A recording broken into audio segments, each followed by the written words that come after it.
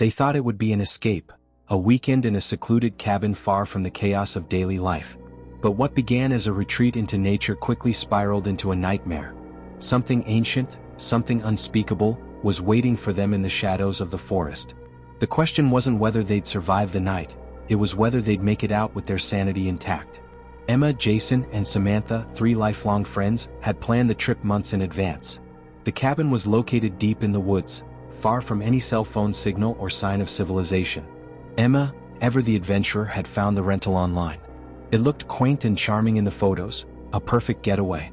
But as their car rumbled down the overgrown dirt road, the atmosphere shifted.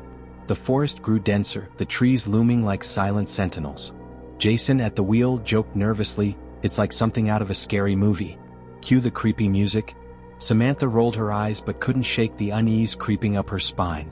When the cabin finally came into view, it wasn't the picturesque retreat they'd envisioned. Weathered and dark, it looked abandoned, its windows clouded with grime. "Are we sure this is the right place?" Samantha asked, her voice tinged with doubt. Emma, ever the optimist, dismissed her concerns. "It's rustic charm. Come on guys, it'll be fun." Inside, the cabin felt suffocating. The air was stale and the walls seemed to absorb the light from their flashlights. A single journal lay on the coffee table, its leather cover cracked and aged. Curiosity got the better of Emma, who opened the journal. The first page read, "To those who find this, leave while you can. The forest does not forgive trespassers." Shrugging off the warning as a prank by the previous renters, the group settled in. As night fell, the isolation became palpable. The forest was unnervingly quiet, the usual symphony of nocturnal creatures replaced by an oppressive silence. Jason stoked the fire while Samantha unpacked. Emma, however, couldn't stop reading the journal. The entries grew more frantic as she flipped through the pages, describing a malevolent presence that watched from the trees and entered the cabin unbidden. "Guys, this isn't funny," Emma said, her face pale. "This journal talks about people disappearing." Jason laughed uneasily. "It's probably just a marketing gimmick to scare people. You know, add to the experience." But when the clock struck midnight, strange things began to happen. A knock echoed from the front door. Jason, trying to appear brave, opened it. No one was there. Moments later, the knocking returned, this time from the windows. Samantha screamed as shadows moved outside, darting too fast to be human. The group huddled together, fear gripping them as the knocks grew louder and more erratic. Desperate for answers, Emma delved deeper into the journal. One entry read, "The entity feeds on fear. Do not acknowledge it. Do not invite it in." But the warnings came too late. The entity was already inside. The shadows in the cabin began to shift, taking on humanoid forms. A low, guttural growl filled the room and the temperature plummeted. Jason grabbed the fire poker, brandishing it like a weapon. "Stay back," he shouted, though his voice wavered. The shadows laughed, a sound that was both mocking and otherworldly. Samantha clutched Emma's arm. "What do we do?" she whispered. Emma's mind raced. The journal mentioned a ritual, but the instructions were incomplete. "We need to leave," she said firmly. "Now." But as they reached for the door, it slammed shut on its own, the lock twisting violently into place.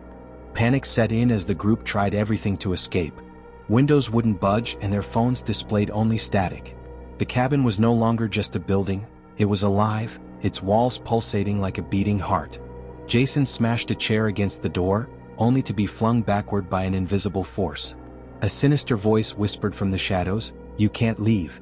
"Not yet." Emma held up the journal. "There's something in here," she said, flipping frantically through the pages. "A way to fight it. We just need to find it." The final entry spoke of a fragment, a piece of the entity's essence hidden within the cabin. Destroying it could weaken the entity, but the price was high. They'd have to face it directly. The group split up to search the cabin. Jason found a trapdoor leading to the basement, its hinges rusted and groaning. Samantha uncovered a hidden compartment beneath the fireplace, revealing an ornate dagger inscribed with runes. Emma discovered a box beneath the bed, its lid marked with the same symbols as the dagger. Inside was a shard of black stone, cold and pulsing with a faint, ominous light.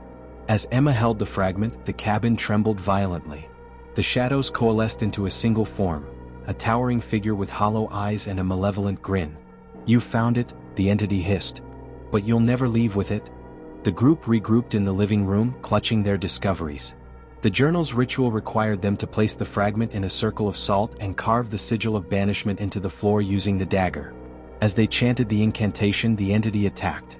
Jason swung the dagger, but it passed harmlessly through the creature. Samantha screamed as the shadows enveloped her, whispering her deepest fears into her ears. Emma stood her ground. "Keep chanting," she yelled, her voice rising above the chaos. The sigil began to glow, and the entity shrieked in rage, its form destabilizing. With a final surge of courage, Emma plunged the dagger into the fragment. The sigil exploded with light, and the entity was sucked into a vortex of energy, its screams echoing into nothingness. The cabin fell silent, the oppressive energy lifting. The group stumbled outside, gasping for air as the first rays of dawn broke through the trees. But as they looked back at the cabin, a faint whisper carried on the wind, "This isn't the end." This was no ordinary cabin, it was a trap, a prison for something far older and far more dangerous. Did the group truly escape, or has the entity found a new way to spread its terror?